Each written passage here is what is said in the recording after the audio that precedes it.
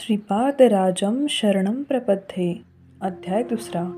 शंकर भट्ट यांची श्री सिद्धेंद्र योगी यांच्याशी भेट व विचित्रपुरमची कथा. मी शंकर भट्ट मरुत्वमलयमध्ये मला आलेले चमत्कारिक अनुभव आठवीत आणि श्रीपाद श्री वल्लभांच्या दिव्य नामाचा जप करत माझा प्रवास सुरू ठेवला. मार्गावर मी अनेक धर्मक्षेत्रांना गेलो. कोणाकडे न मागताच मला अन्न मिळत असे. तो अभूतपूर्व अनुभव होता. जेव्हा मी पंड्या राज्यातील कदंबवनात पोहोचलो तेव्हा मला असे वाटले की माझे वजन कमी कमी होत आहे. त्या परिसरात एक शिवलिंग होते. त्याच्यात प्रचंड शक्ती होती. मी त्या भगवान ईश्वराचे दर्शन घेतल्यानंतर माझे पाय जड व्हायला लागले. मी काही वेळ त्या शिवमंदिरात थांबलो आणि पुन्हा चालायला लागलो. मला जवळच एक आश्रम दिसला. त्यात सिद्धेंद्र योगी नावाचे महात्मा होते. मी त्यांच्या चरणांना नमस्कार केल्यानंतर माझे शरीर कापसापेक्षाही हलके झाले. मला ज्ञान होते की मी शरीरात आहे, मात्र वजन जवळजवळ शून्यच वाटत होते. त्या महागुरूंनी कृपापूर्ण हृदयाने आपला हात माझ्या मस्तकावर ठेवला आणि तुला श्रीपाद श्रीवल्लभांचे दर्शन प्राप्त होवो असे म्हणत आशीर्वाद दिला. ते योगश्रेष्ठी म्हणाले, बेटा शंकर भट्टा, तू पाहिलेले शिवलिंग फार शक्तिमान आहे. प्राचीन काळी देवेंद्राने अनेक राक्षसांना जिंकले, परंतु त्यातील एक जण निसटला, दूर पळून गेला आणि तप करू लागला. तपात असलेल्या त्या राक्षसाला इंद्राने क्रूरपणे ठार मारले. त्या दुष्कृत्याचा परिणाम म्हणून देवेंद्र तेजोहीन झाला. आपल्या पापांच्या परिमार्जनासाठी इंद्र अनेक क्षेत्र ना गेला. तो जेव्हा पंड्या राज्यातील कदंब वनाजवळ आला तेव्हा त्याला आढळले की पापे त्याला अचानक सोडून गेली. त्याने विचार केला की त्या स्थानात नक्की काहीतरी थोरत्व आहे, म्हणून त्याने शोधण्यास सुरुवात केली. जेव्हा हे शिवलिंग सापडले, इंद्राने त्याची भक्तिपूर्वक पूजा केली आणि स्वयंभू शिवलिंगासाठी मंदिर बांधले. म्हणून ते इंद्र स्थापित शिवलिंग आहे. ते शिवलिंग सर्व पापे दूर करते आणि ते अत्यंत मंगलदायक आहे. विशेष पुण्य असलेले लोकच फक्त ते पाहू शकतात. परंतु भगवान श्री दत्तांच्या भक्तांना, पूज्य लोकांना भेटण्याची व उच्च क्षेत्रांना जाण्याची संधी विनासायास मिळते. मी पुन्हा श्री सिद्ध योगेंद्रांच्या चरणी कमलांना नमस्कार केला. त्यांनी मला पुन्हा त्या शिवलिंगाला जाऊन दर्शन घेण्यास सांगितले. मी पुन्हा त्या ठिकाणी गेलो तर मला अतिशय सुंदर शिवमंदिर दिसले. पण ते मी अगोदर पाहिलेले शिवमंदिर नव्हते. मी तेथे चौकशी केली तेव्हा कळले की ते मीनाक्षी सुंदरेश्वर मंदिर असून मी मदुरा म्हणजेच आताचे मदुराई तमिळनाडू या नगरात आहे. मी देवतांचे दर्शन घेतले आणि श्री सिद्ध योगेंद्राच्या आश्रमाकडे निघालो. पण मला तो संपूर्ण परिसर खूप लोकवस्तीने गजबजलेले शहर असल्याचे दिसले. खूप शोधूनही मला श्री सिद्ध योगेंद्रांचा आश्रम सापडला नाही. मी श्रीपाद श्री वल्लभांचे नामस्मरण करत एका दिशेने जाऊ लागलो. सायंकाळ होऊन अंधार पडू लागला. माझ्या पाठीमागून एक प्रकाश झोत येत असल्याचे दिसले. मी मागे वळलो तर 3 फण्यांचा सर्प माझ्या मागून येत असलेला मी पाहिला. त्याच्या तिन्ही मस्तकांवर 3 रत्ने होती. त्या रत्नांमधून प्रकाश येत होता. मी चिंतातूर झालो. मी थांबलो की तो सर्पही थांबत होता. श्रीपाद श्रीवल्लभांचे दिव्य नाव माझ्या खोल हृदयात विनायासा येत होते. तसेच श्रीपादांचे दिव्य नाव माझ्या मुखातून नकळत म्हटले जात होते. शेवटी मी सिद्ध योगेंद्रांच्या आश्रमात पोचलो. त्याबरोबर तो दिव्य सर्प व प्रकाश देखील अदृश्य झाला. श्री सिद्ध योगेंद्रांच्या अत्यंत कृपेने माझे स्वागत केले. त्यांनी मला एका केळीच्या पानावर गरम गरम चणे प्रसाद म्हणून दिले. मी ते मनसोक्त खाल्ले. मी खात असताना देखील माझ्या हृदयाची धडधड कमी झाली नाही. श्री सिद्ध योगेंद्र यांनी माझ्या छातीच्या उजव्या भागामध्ये प्रेमाने थोपटले. नंतर त्यांनी दिव्य हस्त माझ्या मस्तकावरून फिरवला. हृदयाचे ठोके कमी होत असल्याचे मला आढळले. माझ्या फुफ्फुसांमध्ये काहीतरी विषारी वायू बाहेर जात आहे असेही मला वाटले. मला जाणवले की कुविचारी आणि दुष्प्रवृत्ती माझ्या शरीरातून श्वासाद्वारे निघून जात आहे. माझ्या शरीराला गरम व शांत वाटू लागले. दत्तांचा महिमा व श्रीपादांच्या कृपाप्राप्तीसाठी पात्रता. मग ते श्री सिद्ध योगेंद्री सांगू लागले, शंकरभट्टा, तू अगोदर पाहिलेले शिवलिंग आणि नंतर पाहिले श्री सुंदरेश्वर हे भिन्न नाहीत. श्री दत्तात्रेयांनी आज्ञा केली की तुला अशा प्रकारचा अनुभव द्यावा, म्हणून त्यानुसार तो तुला देण्यात आला. त्याचा अर्थ असा की काळ मागे सारण्यात आला आणि देवेंद्राने स्थापन केलेले शिवलिंग व भोवतालची त्यावेळेची स्थिती तुला दाखवण्यात आली. तू पाहत असलेल्या सृष्टीला सत्यदृष्टी समजणे हे माया आहे. प्रत्येक गोष्ट चैतन्य आहे. श्री दत्तप्रभूंच्या केवळ इच्छेने भविष्य हा वर्तमान होऊ शकतो आणि वर्तमान हा भूतकाळ होऊ शकतो. भूतकाळ हा वर्तमान म्हणून दिसू शकतो. श्री दत्तप्रभूंचे चैतन्य हे शाश्वत वर्तमान काळ आहे. जी गोष्ट अगोदर घडली ती आता घडते आहे आणि ज्या गोष्टी भविष्यात घडणार आहेत त्या सर्व त्यांच्या इच्छेनुसार घडतात. एखादी घटना घडणे, न घडणे किंवा वेगवेगळ्या प्रकारे घडणे यात केवळ श्री दत्तप्रभूंची इच्छाच महत्त्वाची आहे. महासंकल्प ज्यात उत्पत्ती, रक्षण व लय हे घडतात तो श्री दत्तात्रेयांचा स्वभाव आहे. त्याच प्रभू दत्तात्रेयांनी या पृथ्वीवर मानवी देहाने श्रीपाद श्रीवल्लभ म्हणून अवतार घेतला. श्री पीठिकापुरमच्या लोकांनी त्यांना यथार्थपणे ओळखले नाही. गुरुतत्व जाणण्यात ते अयशस्वी झाले. पूर्वापुरममधील कोळ्यासारख्या अशिक्षित लोकांना ब्रह्मज्ञान प्राप्त झाले. श्रीपाद श्रीवल्लभांची कृपा प्राप्त होण्यासाठी आपल्यातील अहम नष्ट झाला पाहिजे. सर्व प्रकारचे अहमभाव क्षीण झालेच पाहिजे. नंतरच आपण त्यांची शक्ती, त्यांची कृपा व सत्य स्वभाव ओळखू शकू. धनंजय नावाच्या एका व्यापाराला देवेंद्राने स्थापन केलेले शिवलिंग दिसले आणि त्याने त्याची माहिती त्या देशातील राजा कुलशेखर पांड्या याला दिली. शिवांच्या आज्ञेवरून कुलशेखर पांड्या याने त्याचा विकास केला आणि ते शहर बसवले व त्याला मदुरनगरम मदुराई असे नाव दिले. त्याचा पुत्र मलध्वज पांड्या याने संतती प्राप्तीसाठी पुत्रकामेष्ठी यज्ञ केला. यज्ञकुंडातून 3 वर्षांची बालिका उद्भवली.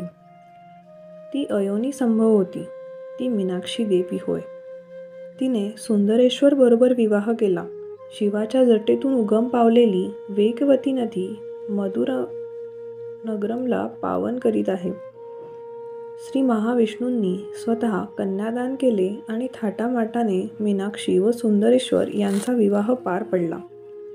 श्री सिद्ध योगेंद्री आणखी म्हणाले, बेटा शंकरभट्टा, या सृष्टीतील प्रत्येक पदार्थातून स्पंदने निघतात. त्या स्पंदनांचे विस्तृत प्रकार असून त्यांच्या प्रभावामुळे इतर पदार्थांमध्ये आकर्षण व प्रतिकर्षण होत असते. स्थूल, सूक्ष्म व कारण देहांमध्ये सत्कर्मांमुळे चांगली स्पंदने व पापकर्मांमुळे वाईट स्पंदने निर्माण होतात. पुण्यकर्मांच्या वैशिष्ट्यामुळे पूज्य जनांबरोबर भेटी, पुण्यक्षेत्रांना गमन व पुण्यकर्मे करण्यात रस हे घडते. अशा प्रकारे पुण्य विकसित होत जाते. जर असे पुण्य उच्च पातळीवर गेले तर पाप नष्ट झाले तरच श्री दत्तप्रभूंच्या प्रती भक्ती राहते. काळ, नियती आणि ईश्वरेच्छा यांच्या परिणामस्वरूप भिन्न प्रकारच्या घटना घडत असतात. ज्या धनंजय व्यापाराने कुलशेखर पांड्या यास माहिती दिली त्याने मोठे पुण्यस्पंदन केले. त्या पुण्याईच्या परिणामस्वरूप तो बृहतशिला नगरम पेनुगोंडाचा राजा कुसुमश्रेष्ठी म्हणून जन्माला आणि जगतमाता त्याने आपली कन्या म्हणून प्राप्त केली. कुसुमश्रेष्ठी दाम्पत्यांकडे नंदीश्वराचा अंश विरूपाक्ष हा अंबिकेचा भाऊ म्हणून जन्मला. श्री दत्तप्रभूंनी आपला एक अंश विरूपाक्षात समाविष्ट केला. बृहत्श्रीला नगरात जन्मलेल्या अंबिकेने आपण दिलेल्या शब्दानुसार वासवी हे नाव प्राप्त केले. फक्त ज्ञानीच जाणतात की श्री वासवी कन्यका परमेश्वरी ही स्वतः अंबिका असून दत्तावतार श्रीपाद श्रीवल्लभ हे स्वतः श्रीमन नारायण होते. श्रावण महिन्याच्या पौर्णिमेस अंबिकेने श्रीपाद श्रीवल्लभांना राखी बांधली. हे दैवी रहस्य आहे. जनसामान्यांना हे उघड करावयाचे नाही, तरीही मी तुला श्रीपाद श्रीवल्लभांच्या आज्ञेनुसार ते प्रकट केले. त्या दिवशी जर कोणी अंबिकादेवी मंदिरात किंवा श्री दत्तक्षेत्रामध्ये दैवतांचे दर्शन घेतले तर त्याला विशेष पुण्य मिळते. शिव आणि केशव भिन्न नाहीत. जर कोणी त्यांच्यातील भिन्नता पाहिली तर त्यास पापफळ मिळेल. एकादशीच्या दिवशी सर्व पापे भातात असतात. जर कोणी त्या दिवशी उपवास करून द्वादशीला सद्ब्राह्मणासह अन्नदान करील तर त्यास महत्पुण्य मिळेल. द्वादशीच्या दिवशी देखील उपवास करून नंतर सुयोग्य ब्राह्मणास अन्न देईल तर त्यास सर्वोच्च पुण्य मिळेल. पुण्यप्राप्तीबरोबरच त्याच्या पापांचा देखील नाश होतो. जो एकादशीला उपवास करतो आणि योग्य ब्राह्मणास अन्नदान करतो तो स्वतःही अन्नग्रहण करतो, त्यास सामान्य फळ मिळते. त्याला पुण्य मिळेल पण त्याची पापे नष्ट होणार नाहीत. जर कोणी एकादशीच्या दिवशी उपवास केला आणि द्वादशीला योग्य ब्राह्मणास अन्न न देता स्वतः अन्न ग्रहण केल्यास त्याला सर्वात कमी फळ मिळेल. त्याला केवळ कमीत कमी पुण्य मिळेल, पाप नष्ट होणार नाही. माझ्या पुण्याच्या फळाच्या वैशिष्ट्याचे मी कोणत्या प्रकारे वर्णन करू? मी श्री सिद्धेंद्र योगींना पुढील प्रमाणे प्रश्न विचारला.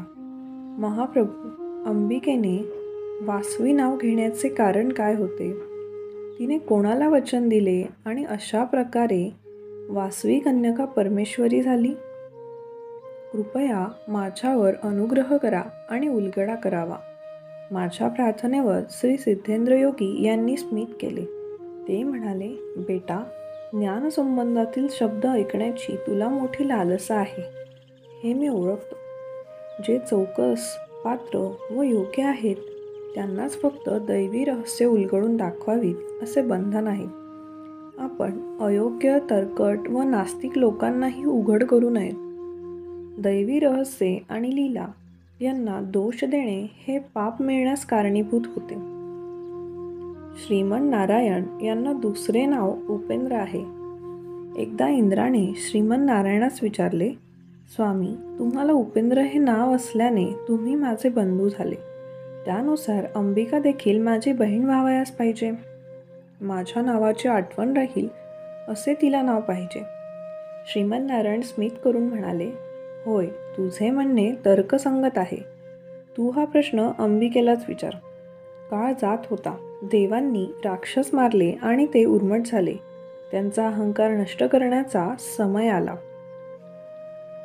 अंबिकेने म्हणजेच परतत्वाने यक्षाचे रूप घेतले. तेथे जेव्हा वायुदेव पोहोचले तेव्हा यक्षाने तेथे गवत, त्याचे लहान पाते टाकले आणि त्यास हलविण्यास सांगितले. वायुदेव ते हलवू शकले नाही. तसेच अग्निदेवही ते जाळू शकले नाही. अशा प्रकारे देवतांचा मानभंग झाला. मात्र इंद्राने ओळखले की तो यक्ष नसून स्वतः परतत्वच आहे. देवेंद्र परतत्व ओळखू शकल्याने तो श्रेष्ठ झाला, म्हणून त्याला इंद्र नाव मिळाले. त्या परतत्वाचे अंबिकेचे रूप घेतले. इंद्राचे तिची अनेक स्तोत्रांनी स्तुती केली. त्यामुळे अंबिका प्रसन्न होऊन इंद्रास असा वर दिला की कलियुगात ती बृहत्शिला नगरात अवतार घेईल आणि वासवी नाव धारण करेल. ते इंद्राच्या वासव ह्या नावाची आठवण देईल. इंद्र हे अष्टवसूंचेही राजे असल्याने त्यांना वासव असे म्हणतात. त्या वरदानानुसार तिने वासवी कन्यका परमेश्वरी म्हणून अवतार घेतला. बेटा, प्रत्येक लहान प्रसंग काळ, कर्मफळ आणि कारण यांच्यानुसार घडत असतो. दिव्य लीलांचे भविष्य वर्तवले जाऊ शकत नाही. त्यांचे आकलन होऊ शकत नाही. देवकी व वासुदेव यांच्या पोटी श्रीकृष्ण म्हणून श्रीमन नारायणांनी अवतार घेण्यापूर्वी अंबिका ही योगमाया म्हणून अवतरली. जेव्हा कंसाने तिला मारण्याचा प्रयत्न केला तेव्हा तिने आकाशात दिव्य आकार घेतला. श्रीकृष्ण अवतारात प्रभू मामांचे वात्सल्य प्राप्त करू शकले नाहीत. तथापि त्यांनी श्रीपाद श्रीवल्लभ अवतारात ते वात्सल्य मिळवले. जर कोणी श्रीपाद वल्लभांची पूजा ते माझे बालक असे समजून करील तर श्रीपाद श्रीवल्लभ त्यांच्या घरी अदृश्य रूपात राहून बालक म्हणून संचार करतील. जर एखादा वासवी कन्यका परमेश्वरीची पूजा ती माझी बालिका आहे असे समजून करेल आणि वात्सल्य भक्ती दाखवून करेल तर ती त्यांच्या घरात अदृश्यपणे दिव्य बालिका म्हणून संचार करेल. शुद्ध अंतःकरण असलेल्या भक्तांना तिच्या पैंजणांचा मधुर आवाज ऐकू येईल. हे कलियुगातील पूर्ण सत्य आहे. त्याबद्दल कोणताही संशय नसावा. तू आता विश्रांती घे. नेहमी श्रीपाद श्रीवल्लभांचे नामस्मरण करीत जा. पूर्वीच्या अनेक जन्मातील संचित पापे जळून जातील.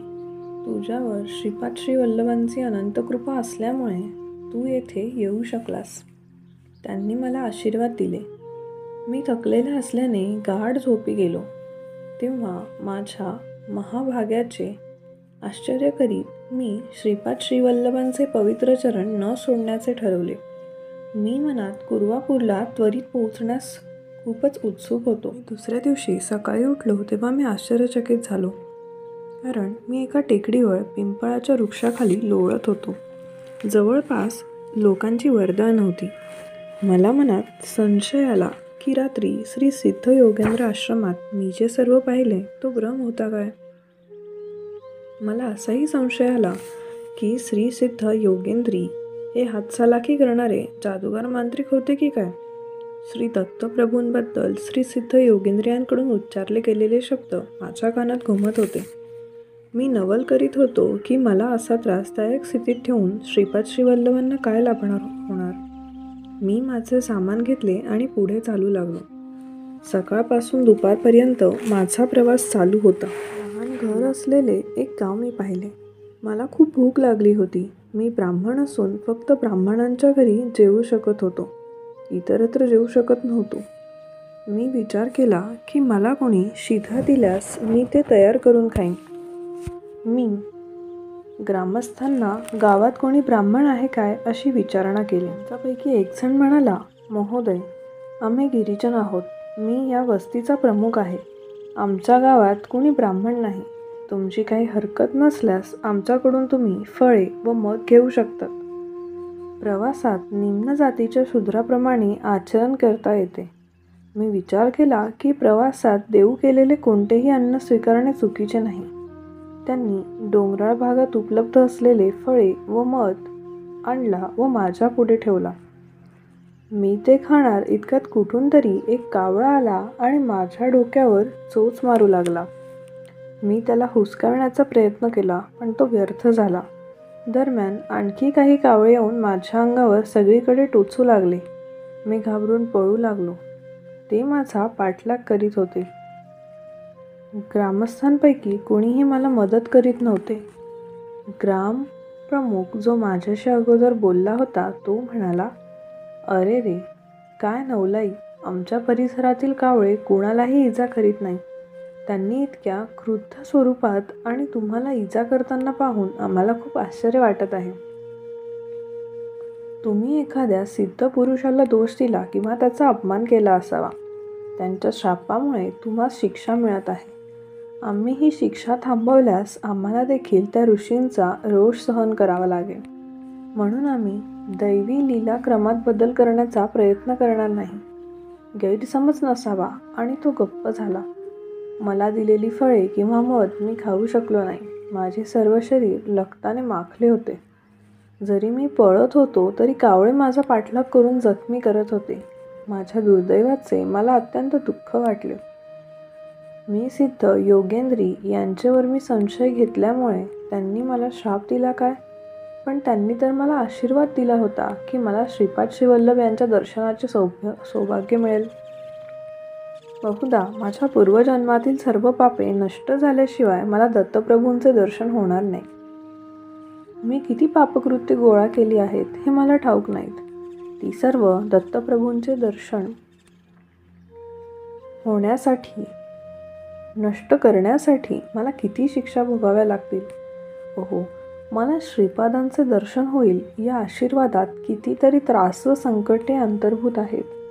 हे परमेश्वरा, तू मला आणखी किती शिक्षा देणार आहेस. आता मला कोण वाचवेल. श्रीपाद श्रीवल्लभा, मला वाचवा, मला वाचवा. मी आपल्या चरणी शरण आलेलो आहे, शरण आलेलो आहे. असा शरणागतीचा विचार करीत मी मंदपणे चालत एका औदुंब वृक्षाच्या सावलीत पोहोचलो. मी विचार केला की औदुंब वृक्ष दत्तप्रभूंच्या निवासस्थानावर असल्यामुळे मला वाचवेल. पण दत्तलीला अगदी उलट होती. माझ्या शरीरातून अभूतपूर्व दुर्गंध येऊ लागला. त्या वासाने आकर्षित होऊन किंवा माझ्या नशिबाच्या प्रतिकूलतेमुळे मोठे विषारी साप एका पाठोपाठ एक माझ्याकडे येऊ लागले आणि मला दंश करून जाऊ लागले. अगोदर मला कावळ्यांपासून त्रास झाला. आता माझे संपूर्ण शरीर सर्पदंशामुळे विषयुक्त होऊ लागले. माझ्या तोंडातून फेस येऊ लागला. माझी हृदयशक्ती क्षीण होऊ लागली. कोणत्याही क्षणी माझा मृत्यू होईल हे निश्चित असे मला वाटू लागले. संध्याकाळ झाली. काही धोबी त्या रस्त्याने जात होते. कपडे धुवून आणि वाळून त्यांनी गाठोडे केले आणि ते गाढवावर ठेवून जात होते. त्यांनी माझी दयनीय अवस्था पाहिली आणि मी ब्राह्मण असल्याने स्पर्श करावा किंवा नाही या शंकेने ते काकू करू लागले. परंतु उशीर झाला तर मी मरेल म्हणून त्यांनी हा विचार केला की माझा जीव वाचवणे अधिक महत्त्वाचे होते. म्हणून त्यांनी मला गाढवावर बसवले आणि त्यांच्या गावात घेऊन गेले. त्या दिवशी सर्व प्रतिकूल प्रसंग एका पाठोपाठ दिवसभर घडत होते. धोब्यांनी मला चर्मकार वस्तीत नेले. त्या चर्मकारांपैकी एकाला विषासंबंधातील औषधाचे ज्ञान होते. त्यांनी मला दुर्गंधीने भरलेल्या जागेत एका दोरखंडाने विणलेल्या खाटेवर ठेवले. चर्मकार वैद्यांनी काही जंगली वनस्पतींचा रस काढला व तो प्यावयास लावला. मला सर्पांशी दंश केलेल्या जागांवर काही पाने बांधली. त्याने पिंपळाची काही कोवळी पाने खोडली. त्या पानांमधून दुधाप्रमाणे पांढरा चीक येत होता. त्या पानांचे देठ माझ्या दोन्ही कानात खोचले. मला खूप वेदना झाल्या. मी उठण्याचा व पळून जाण्याचा प्रयत्न केला. 2 बलवान माणसांनी मला घट्ट धरून ठेवले. मी असहाय्य होतो. वैद्याने त्यांच्या मदतनीसांना म्हटले, विष पिंपळाच्या पानांमध्ये प्रवेश करेल. त्यानंतर विषपुरत पाने जाळून टाकली पाहिजेत. पिंपळ पानांमध्ये जसे जसे विष प्रवेश करेल तसा हा मोठमोठ्याने ओरडेल. त्याला घट्ट धरून ठेवा. काही वेळानंतर विष पूर्ण उतरले. मी निरोगी झालो. मी पूर्ण रात्र चर्मकाराच्या घरात राहिलो. चर्मकार रात्रभर दत्त दिगंबरा, दत्त दिगंबरा, श्रीपाद श्रीवल्लभ दिगंबरा असे गात होता. मी खाटेवर पडून होतो. ते मधुरतम नाव ऐकून माझे हृदय भरून आले. आध्यात्मिक नात्याने हा चर्मकार माझा गुरुबंधू असल्याने त्याच्याबद्दल माझे प्रेम वाढू लागले. पुढच्याच क्षणी मी उच्च कुळात जन्मलेला ब्राह्मण व हा एक निम्न जातीचा चर्मकार आहे याचे दुःख वाटले. वल्लभदास नामक चर्मकाराची शंकर भट्टास शिकवण. भजन करून चर्मकार माझ्याकडे आला. त्याच्या डोळ्यांमधून करुणा ओसंडून वाहत होती. त्याचे डोळे जणू मला आत्मसाक्षात्कार झाला असे दिसत होते. मी मनात अंदाज केला की तो योगी असावा. तो माझ्याकडे वळून म्हणाला, महोदय, मी योगी नाही. माझे नाव वल्लभदास आहे. मी चर्मकार असून मी निम्न पंचम जातीत आहे. यात शंका नाही. पण मी तुम्हास काही गोष्ट सांगू इच्छितो. तुम्ही शंकरभट्ट असून श्रीपाद श्रीवल्लभांच्या दर्शनात जात आहात हे मी जाणून आहे. इतकेच नव्हे तर तुम्हाला कावळ्यांनी व सर्पांनी रस्त्यावर त्रास का दिला हेही मी जाणतो. मी चकित झालो. मी विचार केला की त्याने ज्योतिषशास्त्रात देखील पांडित्य मिळवलेले असावे. वल्लभदास त्वरित म्हणाले, महोदय, मी ज्योतिषी देखील नाही. मी श्री क्षेत्र पीठिकापुरम ही विद्वान पंडितांची जन्मभूमी आहे. ते असे पुण्यक्षेत्र आहे की जिथे सांगवेदार्थ सम्राट पंडित म्हणून ख्यात असलेले मल्लादी बापन्नावधी प्रत्यक्ष राहिले आहेत. त्याचे वर्णन करताना वेद थकले आणि नेती नेती असा निष्कर्ष काढला. असे परतत्व त्या पुण्यक्षेत्रात श्रीपाद श्रीवल्लभ म्हणून जन्मले. शुष्क वेदांत आणि अर्थहीन युक्तिवाद आपल्याला श्रीपादांची कृपा देणार नाही. श्रीपादांची कृपा प्राप्त होण्यासाठी प्रकांड पंडित्याची आवश्यकता नाही. उलट विद्वत्तेचा अहंकार आपल्याला त्यांच्यापासून फार दूर फेकून देईल. ज्या कावळ्यांनी तुम्हाला चोचा मारल्या ते पूर्वजन्मी पीठिकापुरममध्ये राहणारे महान पंडित होते. श्रीपाद वल्लभांचे दिव्य स्वरूप ते ओळखू शकले नाहीत आणि त्यांना दत्तप्रभू म्हणून जाणू शकले नाहीत. अशा प्रकारे त्यांनी आपले पूर्ण जीवन व्यर्थ घालवले. ते उलट विलोम क्रमाने वेद म्हणू शकत होते. पण त्याचा काय उपयोग? क्रम, घन, जटा आणि स्वाध्याय असे शब्द वारंवार वापरून ते आपला अहंकार व्यक्त करीत असत. मृत्यूनंतर ते स्वर्गात गेले. इंद्राने त्यांची स्तुती केली. हो, तुम्ही क्रमांत आहात, तुम्ही घनपाटी आहात आणि तुम्ही जटी आहात. आहा, तुम्ही तर्कप्रवीण आहात. केवढे नशीब! तुम्ही कितीतरी शेकडो वेळा, हजारो वेळा वेद म्हटले. महान पुण्य, महान पुण्य. त्या महान पुण्यामुळेच तुम्ही स्वर्गात येऊ शकलात. अशा प्रकारे त्यांनी स्तुतीने चिंब केले. इंद्रलोकातील इतरांनी देखील त्यांची आकाशा एवढी स्तुती केली. पण हे पंडित भुकेने व्याकुळ झाले. स्वर्गात दिव्य अमृत उपलब्ध होते. त्यांनी पूर्वी असे ऐकले होते की स्वर्गातील अमृत मिळते आणि ते जर कोणी प्यायले तर त्यांना भूक किंवा तहान लागत नाही. त्यांच्या दयनीय अवस्थेकडे कुणीही लक्ष दिले नाही. म्हणून त्यांनी प्रत्यक्ष देवेंद्रांकडेच विचारणा केली. त्यास देवेंद्राने पुढील उत्तर दिले. प्रभूंचा श्वासोच्छवापासून वेद निर्माण झाले. प्रभू अनंत असून त्यास अखेर नाही, म्हणून वेदही अनंत आहेत. सर्व धर्मांचा पाया वेदच आहेत. तुम्ही वेद पठन करून प्रभूंची स्तुती केली. त्याचे फळ म्हणून तुम्ही देवसुद्धा आमची एवढी स्तुती करत आहात. नाहीतर माझ्याकडून तुमची स्तुती होणे कसे शक्य आहे? जर एखाद्यास अन्न पाहिजे असल्यास त्याने पूर्वी इतरांना अन्नदान केले पाहिजे. जर एखाद्याने कुणास एक दाणा दान केलेला असेल तर आम्ही देवता ते धान्य हजारोपट करून दात्याला ते कर्मफळ म्हणून देतो. तुम्ही जर काहीच दान केलेले नाही तर आम्ही तुम्हाला काय देऊ शकतो?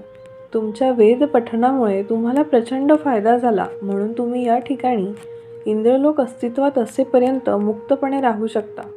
नंतर तुम्ही इतर लोकात जाऊ शकता. याप्रमाणे चिरंतन काळ तुम्ही मुक्त राहू शकता.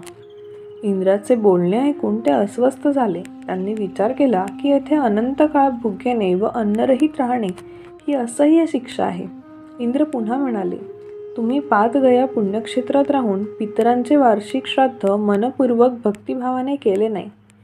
अशा कार्यांना किती खर्च झाला याचीच आकडेमोड तुम्ही करत बसलात.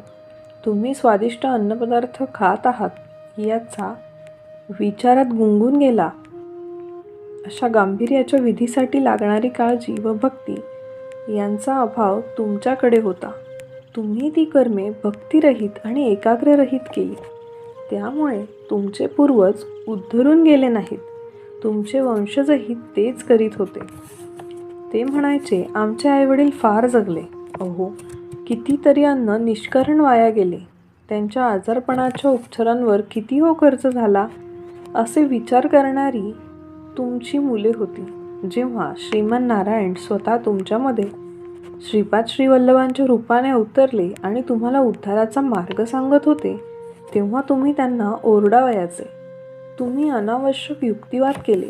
सर्व ज्ञान, सर्व साक्षीत्व, सर्व शक्तिमानपणा यासारखे भगवंताचे गुण श्रीपाद श्रीवल्लभांमध्ये स्पष्ट दिसत असूनही तुम्ही त्यांना ओळखू शकले नाही आणि आंधळे झाले. श्रीपाद श्रीवल्लभांचे पवित्र नाव उच्चारून पावन झालेल्या व्यक्तीचे रक्त तुम्ही प्यायल्यावर तुम्ही वरच्या स्थितीला जाल.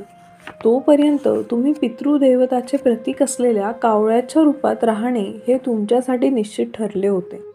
वल्लभदास पुढे म्हणाले, शंकर भट्टा, त्या कारणास्तव ते पूर्वजन्मीच्या पुण्याचे फळ म्हणून कावळे म्हणून जन्माला आले आणि तुझे रक्त पिऊन त्यांनी उत्तम गती प्राप्त केली. नंतर मी ओळखले की माझ्यासमोर उभे असलेले वल्लभदास साधारण व्यक्ती नाहीत. आणि त्यांच्यावर श्रीपादांची पूर्ण कृपा आहे. श्री वल्लभदास म्हणाले, महोदय, तुमच्या अंगातून येणाऱ्या वासामुळे आकृष्ट झालेले सर्प तुम्हास चावले व त्यांनी मोक्ष प्राप्त केला. मी म्हणालो, अहो वल्लभदास महाशय, हा प्रसंग का घडला? माझ्या शरीराचा कावळे व साप इतर सजीव यांनी अशा प्रकारे अन्न म्हणून वापर केल्यास ते मला खूप त्रासदायक होईल. कोणताही प्राणी माझ्यावर केव्हाही हल्ला करील अशी मला सतत भीती वाटते. श्री वल्लभदास म्हणाले, महाशय, ही सर्व श्रीपादांची लीला आहे. असे घाबरू नका. भविष्यात अशा दुर्घटना घडणार नाहीत. जो जीवन देतो त्यालाच जीव घेण्याचा अधिकार असतो. त्यामुळे ईश्वराशिवाय हा अधिकार इतर कोणालाही नाही. तथापि तुझ्या काही पूर्वजांनी स्मशानातील काली देवतेची साधना केली होती. त्या मंत्रांच्या साह्याने त्यांनी अनेक वेळा नावडत्या लोकांना ठार मारले होते. त्या लोकांचा अनैसर्गिक मृत्यूला हे जबाबदार असल्याने त्यांना मोठे पाप लागले. त्या पापांमुळे ते सर्प म्हणून जन्मले. तूही त्यांच्यातला वंश जन्मल्याने तुझे रक्ताचे नाते आहे. तुला श्रीपादांची कृपा प्राप्त झाल्याने त्यांनाही थोडेसे पुण्य मिळाले आणि त्यांचे फळ म्हणून त्यांना मुक्ती मिळाली. ब्राह्मण सत्यशोधक असावा. क्षत्रिय हा क्षात्र धर्मबद्ध असावा. वैश्याने शेती व्यवसाय, गुरांचे रक्षण, विक्री, खरेदी यांसारखी कृत्ये करावीत. म्हणून त्याने शांत व्यक्ती म्हणून राहिले पाहिजे. शूद्राने प्रेमळपणे सेवा केली पाहिजे. असे असले तरी भगवंताच्या कृपाप्राप्तीसाठी वंश, जात, श्रीमंत व गरीब असा भेद नाही. ब्राह्मण हा क्षत्रियाची कर्तव्य करू शकतो व राजा बनू शकतो. क्षत्रियास ब्रह्मज्ञान मिळवण्यासाठी ब्राह्मण धर्माचे अनुसरण करता येईल. कुसुमश्रेष्ठी हा वैश्य असूनही त्याने क्षत्रिय धर्म निवडला. तो राजा झाला नाही का? ब्राह्मण धर्मानुसार शत्रूला मारणे हे पाप आहे. मात्र क्षत्रिय धर्मात ते विविध कर्तव्य आहे. तू ब्राह्मण असून सत्यान्वेषी आहेस, म्हणून तुझ्यासाठी अहिंसा हा परमधर्म आहे. पण कासायासाठी नाही. म्हणून कर्माची सुफळे मिळवण्यासाठी मनुष्य कोणत्याही जातीत जन्माला असला तरी त्याने स्वीकारलेल्या धर्ममार्गातील कर्तव्ये केली पाहिजेत. तुम्ही सध्या आजारी असल्याने वैद्याबरोबर राहणे योग्य व आवश्यक असल्यामुळे तुम्हाला माझ्याकडे आणण्यात आले. श्रीपाद श्रीवल्लभ यांचे क्षणोक्षणी आपल्यावर लक्ष असते, हे ध्यानात घ्या. लहानपणी तू भगवान विष्णूंचा ध्यान श्लोक म्हणत असताना इतर मुलांना विनोदाने विपरीत अर्थ सांगत होतास. खरे तर भगवान गणेशाची प्रार्थना आहे, शुक्लंबरं धरं विष्णुं शशिवर्णं चतुर्भुजं प्रसन्नवदनं ध्यायेत सर्वविघ्नं उपशान्तये. तू पुढील प्रमाणे विडंबनात्मक अर्थ सांगत होतास. शुक्लंबरं धरम म्हणजे पांढरे कपडे घालणारा, विष्णू प्रत्येक ठिकाणी असणारा, शशिवर्णम चंद्राप्रमाणे पांढरा रंग, राखाडी रंगाचा, चतुर्भुजम 4 हात असलेला आणि तू म्हणतास 4 पाय असलेला, प्रसन्न वदनम प्रसन्न हसरा चेहरा असलेला आणि तू सांगत होतास ओरडताना गाढवाचा चेहरा प्रसन्न असतो.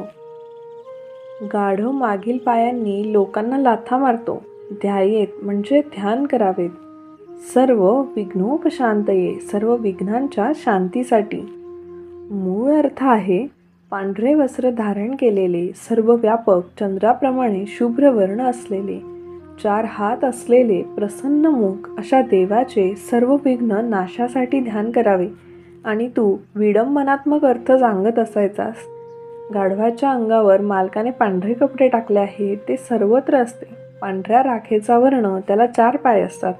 ते ओरडताना व लाथा झाडताना प्रसन्न मुख असते. सर्व विघ्नांच्या शांतीसाठी त्याचे ध्यान करावे. अशा प्रकारे त्या पवित्र स्तोत्राचा तू विनोदाने विपरीत अर्थ सांगत होता आणि ती गाढवाची स्तुती असल्याचे सांगत होतास. शंकर बेटा, तू दत्त कशुल आहेस. तू त्यांच्यासमोर विनोदाने केलेल्या चुका देखील ते दुरुस्त करतात. तुला धोब्यांनी गाढवावर बसून माझ्याकडे आणले. त्यावेळी तुझ्या सर्व अंगावर धूळ असल्याने तू राखाडी रंगाचा झालास. तुला नीट चालता येत नसल्याने तू काही वेळा 2 हात जमिनीवर टेकवून चतुष्पाद पशुप्रमाणे चालत आलास. सर्पांचा हल्ला चुकवण्यासाठी तू औदुंबर वृक्षाखाली आलास, पण तू दुर्घटना वाचवू शकला नाहीस. सर्पांमुळे सुटण्याची आशा खोटी ठरली. तू जेव्हा वेदनांनी थरकाप होतास तेव्हा तुझा चेहरा मजेशीर होता. शेवटी तुला चर्मकांच्या गावी आणले. तुला अशा प्रकारच्या अडचणीत टाकून श्रीपादांनी करमणूक करून तुला धडा शिकवला. तुझ्या पूर्वजांना नीच जन्मापासून मुक्ती मिळाली. तू नेहमी विष्णू ध्यानाचा इतर मुलांना विनोदात्मक अर्थ सांगत होतास. त्या कारणानेच तुला माझ्यासारखा निम्न जातीच्या माणसाकडे शिकावयास यावे लागले. अशीच तुझी स्थिती झाली आहे. तू आज येथे आहेस, उद्या तू कदाचित आपल्या जातीच्या लोकांच्या घरी राहशील. तू चुकून जरी हा प्रसंग उघड केला तर ते तुला जातीतून बहिष्कृत करतील. वल्लभदासांच्या त्या प्रेमळ शिकवणीने माझ्यातील ब्राह्मणी दोरा उतरला होता. वल्लभदास निम्न जातीचे असल्याची भावना नाहीशी झाली. ते जणू काही माझे रक्ताचे नातेवाईक असल्याचे बंधुप्रेम मला वाटू लागले. 2-3 दिवस वल्लभदासांचे आतिथ्य घेतल्यानंतर मी त्या गावातून निघालो. वल्लभदासांच्या अनुग्रहाचे मी काय वर्णन करू. मी विचित्रपुरम म्हणजे सध्याचे नाव राशीपुरम, जिल्हा निमक्कल, तमिळनाडू नावाच्या गावात विचित्र परिस्थितीत अडकलो आणि तिच्यातून चमत्कारिकपणे बाहेर पडलो. मी विचित्रपुरम इथून पायी जात असताना राजाचे काही सेवक माझ्याकडे आदराने आले आणि विचारू लागले, महोदय, तुम्ही वैष्णव आहात की शैव? मी म्हणालो, आम्ही स्मार्थ असून शिव आणि केशव यांच्यात भेद मानत नाही. तरीही आमचा काहीसा ओढा शैवत्वाकडे आहे आणि शृंगेरी या दक्षिणेकडील शंकराचार्य पीठाचे जगद्गुरू आमचे गुरु आहेत. त्या राजसेवकाने मला त्यांच्या राजास भेटण्याची विनंती केली. मी त्यांच्याबरोबर राजदरबारात गेलो. जाताना त्यांच्याशी बोलत असता काही विचित्र गोष्टी समजल्या. त्या कालावधीत जर कोणी ब्राह्मण दिसला तर त्याला राजा आमंत्रित करून विचारित असे, एवढ्यास एवढे तर तेवढ्यास केवढे? ह्या प्रश्नाचे कोणीही समाधानकारक उत्तर देऊ शकले नाही. काही वर्षांपूर्वी राजाने पुत्रप्राप्तीसाठी यज्ञ केला. सुदैवाने त्याला पुत्र झाला, पण तेव्हापासून ब्राह्मणांना विशिष्ट त्रास सुरू झाला. राजपुत्र दुर्दैवाने मुका निघाला. राजाचे मत झाले की ब्राह्मणांनी सदोष यज्ञ केल्यामुळेच बालक मुके झाले. म्हणून राजाने शैव ब्राह्मणांच्या डोक्यावरचे पूर्ण मुंडन करविले. त्यांच्या कपाळावर वैष्णवांसारखे उभे गंध लावले आणि त्यांना गाढवावर बसवून त्यांची धिंड काढली. तसेच त्याने वैष्णव ब्राह्मणांचे मुंडन करून कपाळावर आडवे भस्म लावले आणि गाढवावर बसवून रस्त्यावर मिरवले. ही स्थिती वैष्णव आणि शैव ब्राह्मण या दोघांनाही असह्य ठरली. अचानक राजा विचित्र वागू लागला. ब्राह्मणांना बोलवून तो राजगिरा दान देऊ लागला. मशागत योग्य शेतामध्ये मुख्य पीक राजगिऱ्याचे घेण्याची आज्ञा त्याने केली. तो राजगिऱ्याच्या रूपात अर्धा महसूल घेऊ लागला. किल्ल्यात राजगिऱ्याच्या बैलगाड्या आणून साठवण होऊ लागली. ब्राह्मण खाऊ शकतील त्यापेक्षा कितीतरी अधिक राजगिरा तो त्यांना दान देत असे. ब्राह्मणांना भात व इतर पदार्थ शिजवण्याची मनाई होती. त्यांनी राजगिरा शिजवून खाल्ला पाहिजे आणि त्यांना जेव्हा शिदोरी खावायची असेल तेव्हा त्यांनी राजगिराच कच्चा किंवा शिजवलेला खाल्ला पाहिजे. गरीब ब्राह्मण काय करू शकणार होते? ते तर्क, वेदांत, पुराणे व इतिहास यात पंडित असल्याचा अभिमान बाळगून तसे सांगत असावयाचे. आता त्यांनी आपला सर्व अहंकार सोडला आणि शांतपणे व कळकळीने आपल्या अडचणी दूर करण्याची ईश्वरास ते प्रार्थना करू लागले. त्या ब्राह्मणांमध्ये एक दत्त संप्रदायाचे कळकळीने अनुसरण करणारा होता. तो म्हणाला की श्री दत्तात्रेय केवळ स्मरणाने प्रसन्न होणारे असून तेच ब्राह्मणांचे संकटे दूर करू शकतात. म्हणून सर्व ब्राह्मणांनी 40 दिवसांची मंडल दीक्षा घेतली आणि श्री दत्तात्रेयांची आराधना सुरू केली. राजाने विचार केला की मूकभाषेस प्रोत्साहन दिले पाहिजे, कारण त्याचा मुलगा मुका होता. त्याने राजगुरूंना मूकभाषेवर ग्रंथ लिहिण्याचे निर्देश केले. पूर्वी राजगुरू खूप अहंकारी होता. आता त्याची केविलवाणी अवस्था झाली आणि त्यांनी मूकभाषेवर संशोधन सुरू केले. शंकर भट्ट आणि राजा यांचा संवाद. मला राजासमोर उभे करण्यात आले. मला खूप घाम फुटला होता. श्रीपाद श्रीवल्लभम मला अजून किती परीक्षा द्यावयास लावताय याचा मी विचार करत होतो. मी मनात सतत श्रीपाद श्रीवल्लभांचे नामस्मरण करीत होतो. मी पूर्वी कधीही नाही एवढा धैर्यवान झालो. सर्वांना विचारित असलेला प्रश्नच राजाने मला विचारला. एवढ्यासाठी एवढे तर तेवढ्यासाठी केवढे? मी गांभीर्याने उत्तर दिले, एवढ्यासाठी एवढेच.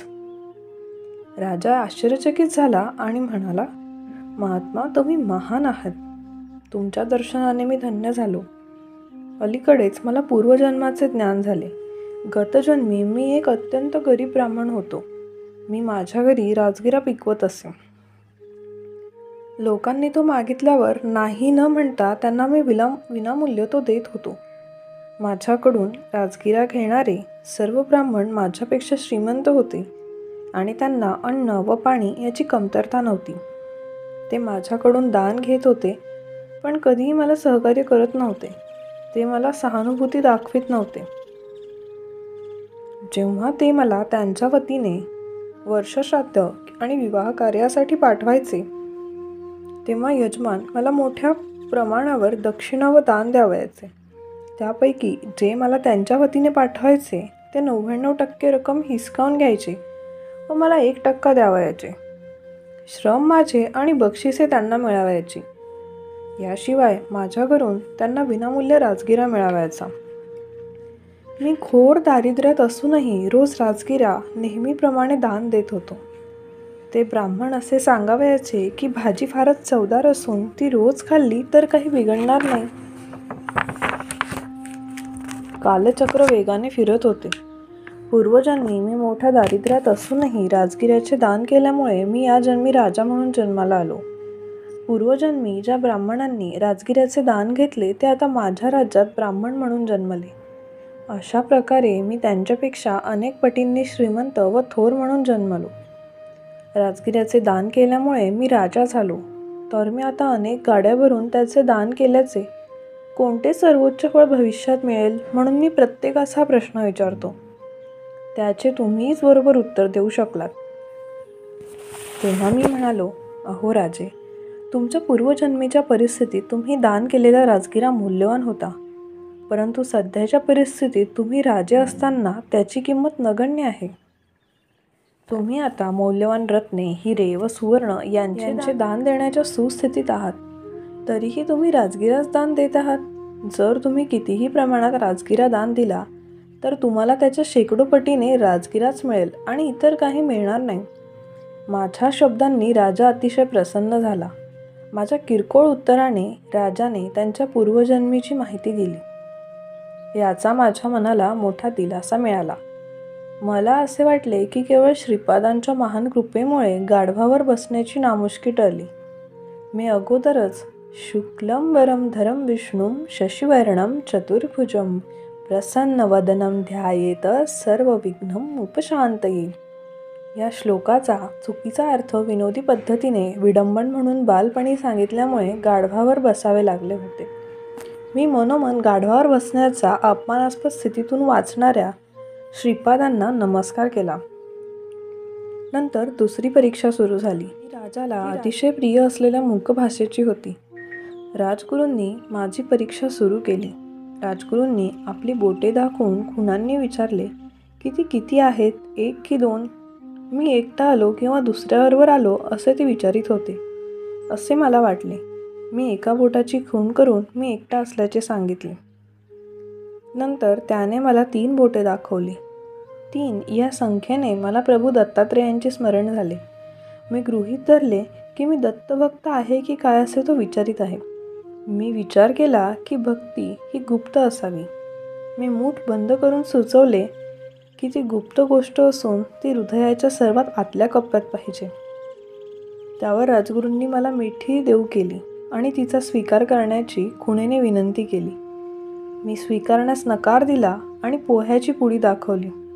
मी पुडीतून काही पोहे खाल्ले व त्यांना दिले. माझी कल्पना अशी होती की मला मिठाईपेक्षा पोहे अधिक आवडतात आणि त्यांनी देखील ते द्यावेत. नंतर राजगुरू गंभीर आवाजात स्तुती करू लागले. राजन, हा मनुष्य पंडित आहे. त्याने वेद आणि वेदांगाचा सखोल अभ्यास केल्याचे दिसते. तो मूक सांकेतिक भाषेत देखील महान पंडित आहे. मला हे सर्व बुचकळ्यात टाकणारे होते. नंतर राजगुरूने राजास म्हटले, राजन, मी त्याला विचारले की शिव आणि केशव एकच आहेत का किंवा ते वेगळे आहेत. त्याने एक बोट दाखवून सांगितले की दोन्ही एकच आहेत. मी त्याला 3 बोटे दाखवून ब्रह्मा, विष्णू आणि महेश हे तिघे वेगळे आहेत का असे दर्शवले. त्याने हाताची मूठ बंद करून विचारले की हाताची 5 बोटे सामूहिकपणे एक नाहीत का. मी त्यास मिठाई देऊन मला शिष्य म्हणून स्वीकारण्याची विनंती केली. त्यावर त्याने दर्शवले त्याला शिष्य नको आहेत आणि तो दरिद्री पण संतुष्ट जीवन जगत आहे. असे सांगून त्याने मला पोहे दिले. मी शंकरभट्ट आश्चर्यचकित झालो. अहो, जगात मन व विचार ओळखण्याच्या किती विस्तृत व वेगवेगळ्या पद्धती आहेत. नंतर 3री व अखेरची परीक्षा सुरू झाली. राजगुरूने रुद्र चमकातील मंत्र म्हटले आणि त्यांचा अर्थ मला वर्णन करावयास सांगितले. श्रीपादांचे स्मरण करून मी माझ्या ज्ञानानुसार त्या मंत्रांचा अर्थ सांगण्यास सुरुवात केली.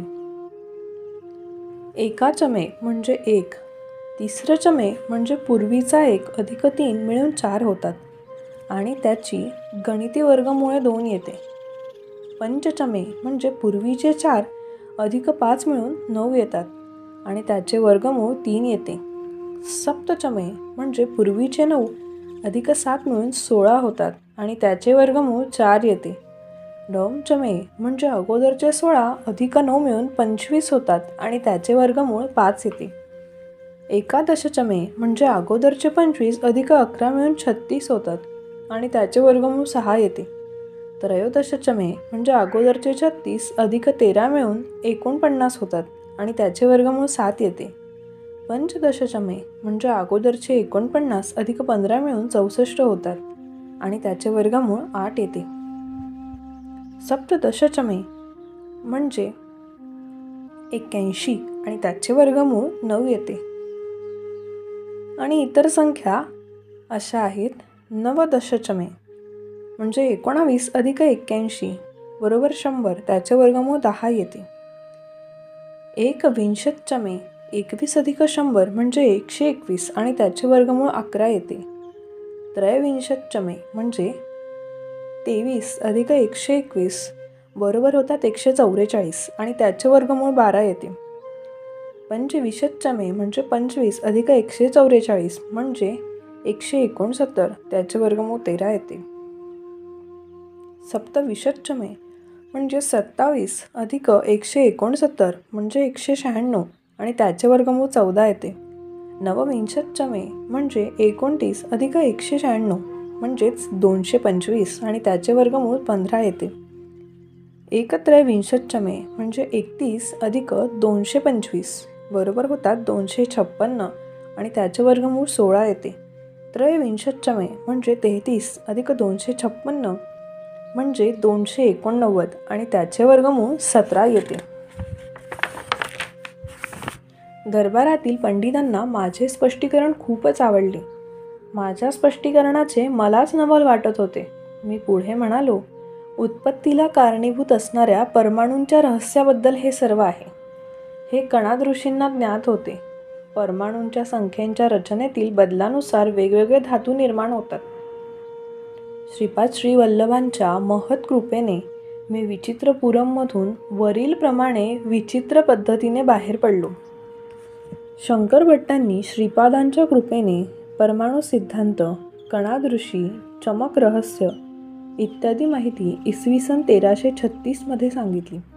कणाद ऋषींना हे रहस्य अनुभूती 3000 वर्षांपूर्वी ज्ञात होती. आधुनिक जगातला परमाणू अभ्यास इसवी सन 1808 मध्ये जॉन डाल्टनद्वारा ज्ञात झाला. अध्याय 2 समाप्त. श्रीपाद श्री वल्लभांचा जय जयकार असो.